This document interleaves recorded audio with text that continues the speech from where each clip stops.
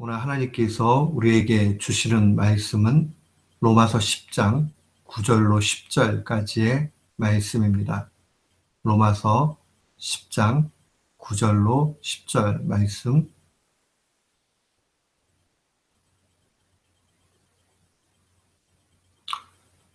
우리 마음을 같이 해서 9절 10절 말씀 봉독토록 합니다.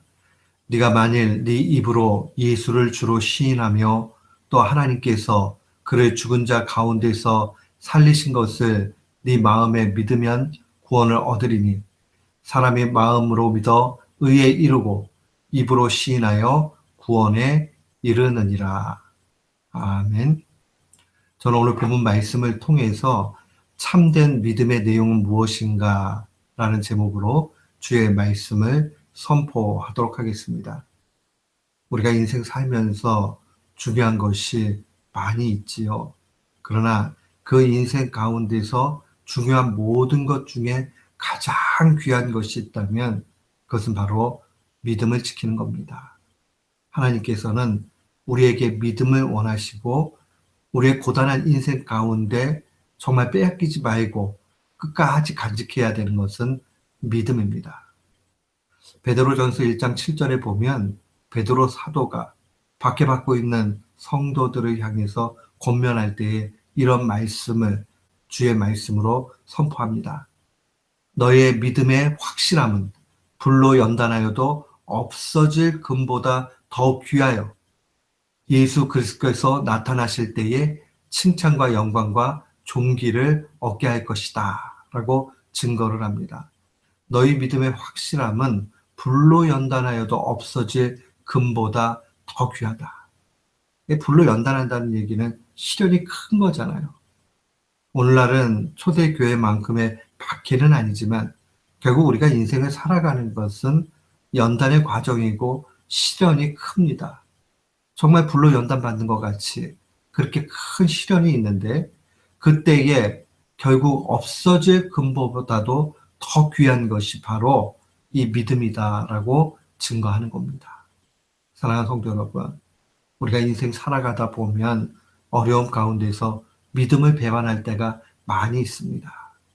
그러나 이 믿음을 지키고 나아가게 될 때에 장차 예수님이 다시 이 땅 가운데 오실 때에 칭찬과 영광과 존귀가 있다 하는 이 사실을 늘 기억을 해야 됩니다. 그렇다면 오늘 사도가 증거하고 있는 참된 믿음이 무엇인가? 내가 정말 참된 믿음이 있는가 하는 것은 두 가지의 내용으로 확실하게 나타납니다. 누군가가 참된 믿음이 뭡니까? 라고 얘기한다면 우리는 이 두 가지를 확실하게 증거해야 됩니다. 첫 번째로 참된 믿음이라는 것은 예수님께서 나의 주인이라는 사실을 인정하는 겁니다. 주님이 나의 주인이다. 우리가 주 예수 그리스도라고 고백할 때 주라는 말은 바로 주되심을 의미합니다. 주님이 나의 주인이라는 사실이죠. 종에게 있어서 참된 가치는 주인의 마음을 기쁘게 하는 것입니다. 주인이 원하는 대로 하는 것이죠. 우리가 우리의 주인 되어서 하는 것이 아니라 하나님 앞에 순종하면서 살아가는 것입니다. 만약 이렇게 되면 꼭 노예 같고 나쁘고 자유가 억압받고 이런 생각이 들 수 있어요.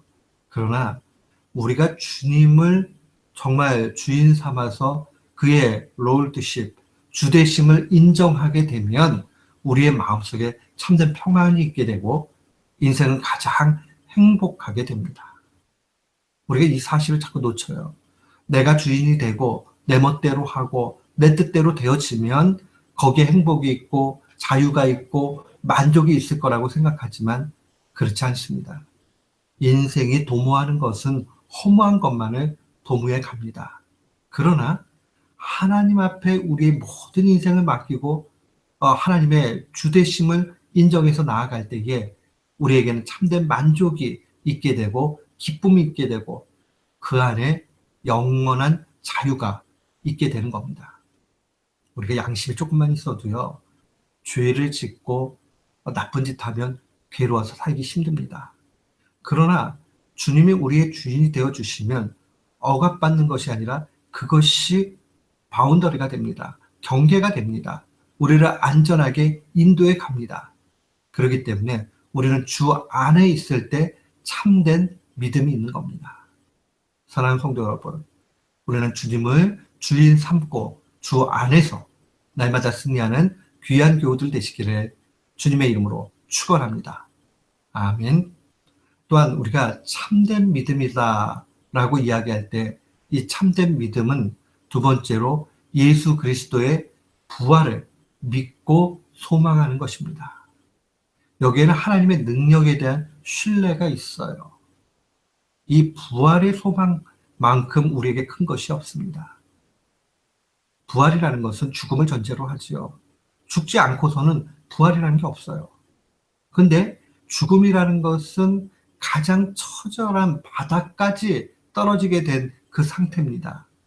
그런데 이 죽음의 상태가 반전돼서 다시 살아나는 것이 부활 아닙니까?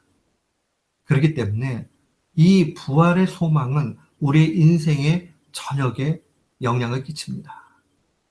단순히 우리가 장차 우리도 부활을 얻게 되는 것, 이 정도 차원 이상의 것을 가지고 있습니다. 우리의 삶의 모든 영역들이 부활의 소망 가운데 있다는 것을 놓치지 말아야 됩니다. 고린도후서 4장 14절에 주의 말씀은 증거합니다. 주 예수를 다시 살리신 이가 예수와 함께 우리도 다시 살리사 너희와 함께 그 앞에 서게 하실 줄을 아노라. 이 바울이 얼마나 큰 확신 가운데 있는가 보십시오.